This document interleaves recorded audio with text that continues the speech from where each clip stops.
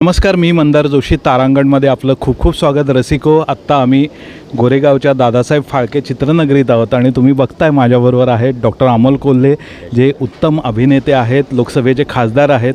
आणि अमोलजी, काय सांगू, गेले 15 दिवसापासून तुम्ही नेहमीच चर्चेत असता, पण 15 दिवसात आणखी तुम्ही चर्चेत होतात. त्याचं कारणही सगळ्यांना कळलेलं आहे. पण मी सर्वप्रथम तुमचं अभिनंदन करतो. अभिनंदन ह्याच्यासाठी, एका ऐतिहासिक जे आता काही घडामोडी घडलेल्या आहेत, जे स्थित्यंतर झालेलं आहे आपल्या मनोरंजन क्षेत्रात, जे सॅटेलाईट चॅनलचं जे काही वर्चस्व होतं त्याच्याकडून आता काहीतरी वेगळं काहीतरी उभं राहतं आहे आणि त्याचे तुम्ही पहिले झेंडा घेऊन तुम्ही निघालेला आहेत, म्हणून मी तुमचं अभिनंदन करतो. आणि मला सुरुवात इथंपासून करायची आहे की तुम्ही इतक्या पॅशननी, मी तुमच्या पहिल्या प्रेस कॉन्फरन्सलाही मी उपस्थित होतो आणि ज्या दिवशी तुम्हाला चॅनलनी कळवलं की TRP कमी आहे किंवा थांबायला लागणार आहे, काय पहिली तुमची रिॲक्शन काय होती हो? काय वाटलं त्यावेळी तुमच्या मनात? काय भावना होत्या? नाही, पहिली भावना हीच होती की महात्मा ज्योतिराव फुलेंच्या 200व्या जन्मशताब्दीच्या वर्षामध्ये जर ही गोष्ट आम्ही सांगू शकलो नाही तर माणूस म्हणून आम्ही नालायक आहोत आणि त्यामुळे ही गोष्ट आपल्याला सांगायची. आणि म्हणून जेव्हा मी कानोसा घेतला तर महाराष्ट्रातल्या मायबाप जनतेनं भरभरून सांगितलं की होय, आम्ही तुझ्यासोबत आहोत, आम्हाला ही गोष्ट पूर्ण बघायची आहे आणि महाराष्ट्रातल्या मायबाप जनतेच्या भावनांचा आदर करून आपण हे क्रांतिकारक पाऊल उचललं आहे की सावित्रीबाई ज्योतिराव फुले ही मालिका आता मराठी वारसा या यूट्यूब चॅनलवर येते. बरोबर. आणि नंतरच्या घटना इतक्या वेगाने घडल्या, म्हणजे मला नाही वाटत तुम्ही झोपलेला असाल, कारण इतक्या गोष्टी घडलेल्या आहेत. अक्षरशः 15 दिवसात तुम्ही हे सगळं उभं केलेलं आहे. काय टप्पे होते, कशा पद्धतीने नियोजन केलं आणि तुमची टीम कशी राबली ह्याच्याबद्दल सांगा. यामध्ये माझ्या संपूर्ण टीमचं यश आहे, कारण अगदी ज्याला आपण म्हणतो तलवारीच्या धारेवर हे काम आम्हाला करत राहावं लागलं होतं. कारण अवघ्या 15 दिवसांमध्ये पूर्ण डिजिटल प्लॅटफॉर्म उभा करणं आणि यासाठी सगळ्या टीमचं सहकार्य फार महत्त्वाचं होतं. त्यामुळे गेले 15 दिवस रात्र हा एकच ध्यास आहे की ही गोष्ट आपल्याला पूर्ण करायची, ही गोष्ट आपल्याला सांगायची आहे. आणि जसं महाराष्ट्रातल्या मायबाप जनतेनं ही गोष्ट सांगितली होती, आम्ही तुझ्यासोबत आहोत, तसा मी त्यांना शब्द दिला होता की ज्या आठवड्यात मालिका संपेल चॅनलवर त्याच आठवड्यात नवीन मालिकेचा पहिला एपिसोड घेऊन येणार आणि तो पहिला एपिसोड आज 20 जूनला हा प्रसारित होतो. त्यामुळे हे मला वाटतं माझं एकट्याचं नाही, हे संपूर्ण टीमचं यश आहे आणि त्या पाठीमागे महाराष्ट्रातल्या जनतेनं जो एक विश्वास दिला त्यांचं सगळ्यात मोठं यश आहे. आणि ज्या मुद्द्यामुळे हे सगळं घडलेलं आहे TRP, त्याचा बागुलबुवा गेली अनेक दशकं आपल्या मानगुटीवर बसलेला आहे. मला सांगा, या TRPबद्दल तुम्ही बरंच बोललेलं आहे. TRP लावलेलं घर तुम्ही तरी बघितलेलं आहे? त्यांच्या घरी ते मीटर लागलं किंवा बसवलेलं? मला वाटतं याविषयी सर्वसामान्य प्रेक्षकांनीच या व्हिडिओला खाली कमेंट टाका की तुम्ही जर TRPचं मीटर लावलेलं घर बघितलं असेल तर जरूर सांगा की या ठिकाणी TRPचं मीटर लावलेलं आहे. आणि याविषयीच्या अनेक सुरस आणि चमत्कारिक कथा. पण तुम्ही चॅनलला कधी विचारलं नाहीत का हे प्रश्न की तुम्ही आम्हाला TRP कमी म्हणताय, पण ते कुठं आहे, काय त्याचे काही? नाही, मुळात जसे निर्माते आणि कलाकार याचा एक या संपूर्ण व्यवस्थेचा एक बळी आहेत, तसे चॅनलसुद्धा अप्रत्यक्षरित्या याचा बळीच आहेत ना. कारण ही जी काही सिस्टीम आहे हे चॅनलच्या तरी कुठे हातात आहे. आणि मग या कारणासाठी चॅनलचं सुद्धा काही एक्सप्लॉयटेशन होतं का? तुम्ही काही माजी चॅनल प्रमुखांना जर विचारलं तर तुम्हाला त्याच्याही सुरस आणि चमत्कारिक कथा मिळतील. त्यामुळे ही मुळात ज्या पद्धतीवर आपण चालतो ही पद्धतच पारदर्शक नाही, एवढंच माझं म्हणणं आहे. मग तुम्ही कधी, कारण तुम्ही नेहमीच संसदेत चांगले प्रश्न उपस्थित करता, हा तर आपल्या इंडस्ट्रीचा अगदी कोणत्या साधारण किती दिवसांनी हे प्रश्न तुम्ही संसदेत उपस्थित करणार आहे, TRP किंवा एकंदरीतच हे जे आता घडलेलं आहे? नाही, नक्कीच पार्लमेंटमध्ये यामध्ये 2 गोष्टी होतात की एक म्हणजे लोकांमधून निवडून गेल्यानंतर मतदारसंघाचे प्रश्न हे पहिले प्राधान्याने येतात आणि इंडस्ट्री संदर्भातले प्रश्न याला थोडंसं एक बॅकसीट ही मिळते. परंतु खरं तर हा प्रश्न राज्यसभेवर जे कलाकार आत्तापर्यंत गेलेत यांनी हा फार प्राधान्यानं राज्यसभेवर हा मुद्दा घेणं अपेक्षित आहे. परंतु होय, जशी संधी मिळेल तसं येत्या अधिवेशनाच्या काळातच हा जो मुद्दा आहे हा पार्लमेंटच्या फ्लोअरवर मी नक्की उचलणार.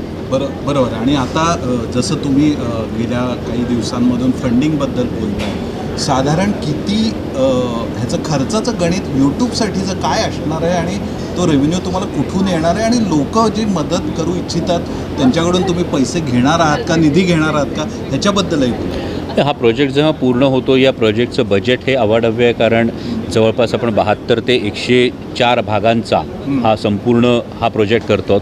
आणि हे करत असताना दैनंदिन मालिकेच्या वेळी टी व्ही सिरियलच्या वेळी जे तुम्हाला बघायला मिळालं त्यापेक्षा जास्त भव्य रूपात तुम्हाला यूट्यूबवर आता बघायला मिळालं.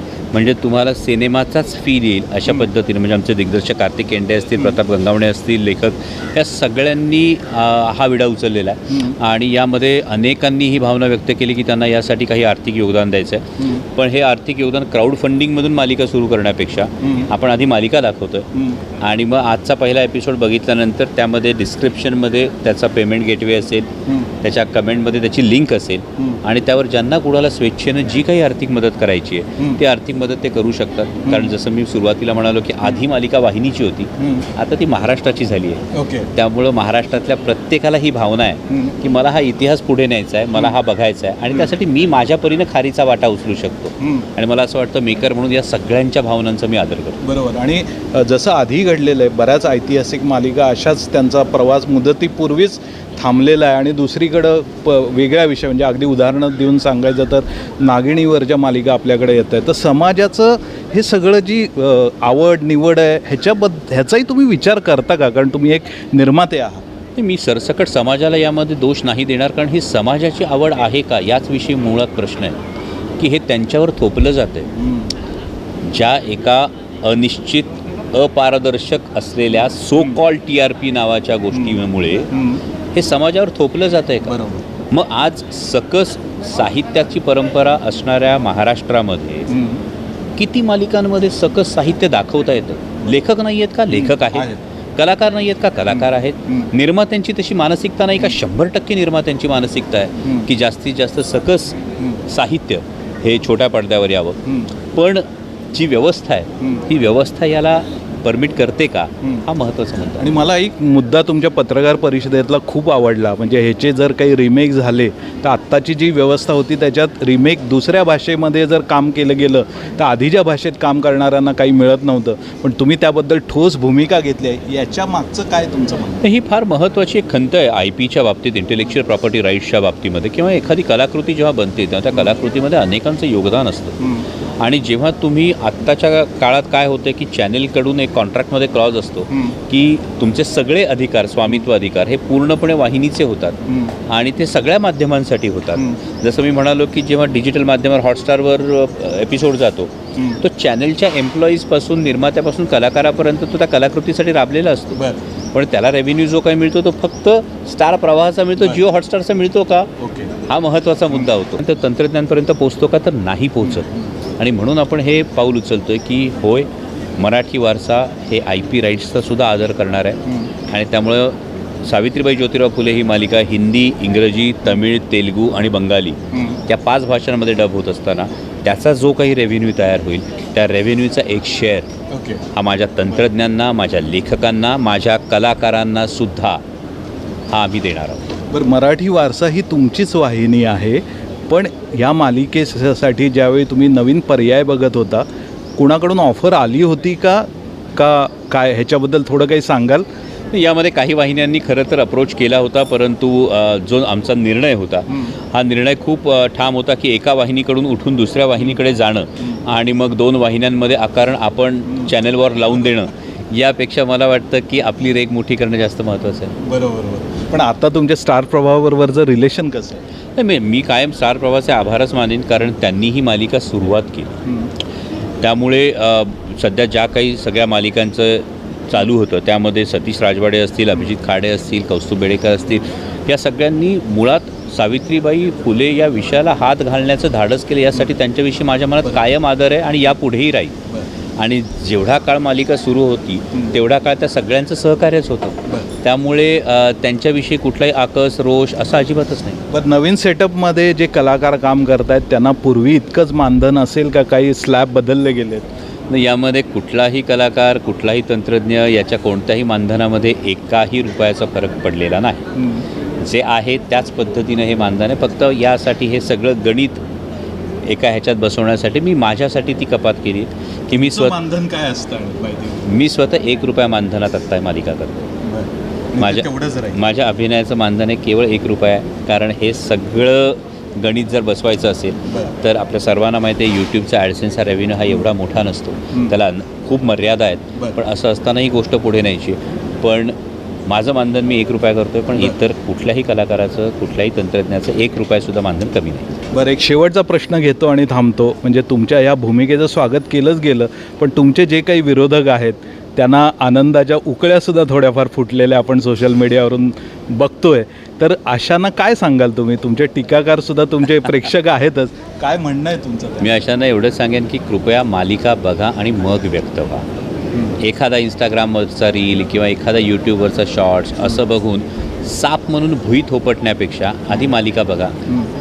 तुमच्या जरी विचार करण्याची पद्धत जरी वेगळी असेल तरीसुद्धा तुमच्यासुद्धा सूचनांचं मी तितक्याच प्रामाणिकपणे स्वागत करेन. त्यामुळे कृपया मालिकेचा संपूर्ण एपिसोड बघा आणि त्यानंतर व्यक्त व्हा. आणि मग तुम्ही जे काही व्यक्त व्हाल त्यामध्ये नक्कीच त्या तुमच्या ज्या काही सूचना असतील त्याचा मी आदर करेन आणि त्याचं इम्प्लिमेंटेशन आपण नक्की करू. अगदी खूप छान. मला वाटतं की डॉक्टर तुम्ही खूप महत्त्वाचे मुद्दे मांडलेले आहेत आणि जसं मी सुरुवातीलाच म्हटलं की हे ऐतिहासिक स्थित्यंतर आहे. ते बघूया किती बदल घडवतो आहे आणि आपण काही महिन्यांनी पुन्हा भेटू. म्हणजे तोपर्यंत सगळं चित्र समोर आलं असेल. तर तुम्हाला मी खूप खूप शुभेच्छा देतो. तर मी प्रेक्षकांना आवाहन करतो की ज्या चॅनलवर हे दिसणार आहे सिरियल मराठी वारसा ते तुम्ही सबस्क्राईब करा आणि आमचं तारांगणही सबस्क्राईब करा. म्हणजे तुम्हाला हे सगळ्या डिटेल बघता येतील. तर खूप खूप शुभेच्छा. पुन्हा भेटू, पुन्हा बोलू. धन्यवाद. थँक्यू. जय शिवराय. जय श्रीराम.